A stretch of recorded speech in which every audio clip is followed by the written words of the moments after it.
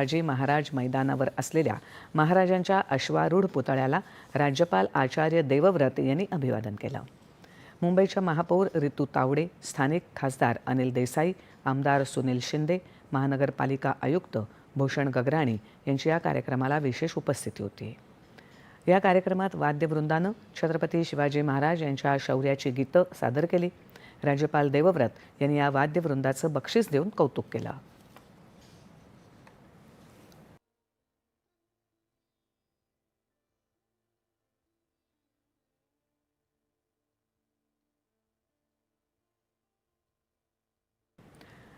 दिल्लीतील शिवजयंती राष्ट्रोत्सव समितीतर्फे कस्तुरबा गांधी मार्ग स्थित नवीन महाराष्ट्र सदनात शिवजयंती सोहळ्याचं आयोजन करण्यात आलं होतं.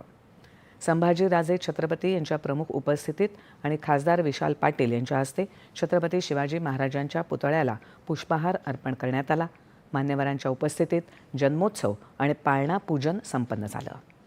ढोल, लेझिम, वारकरी दिंडी आणि झेंडा पथकाच्या निनादात महाराष्ट्र सदन परिसरात भव्य शिवशोभायात्रा काढण्यात आली.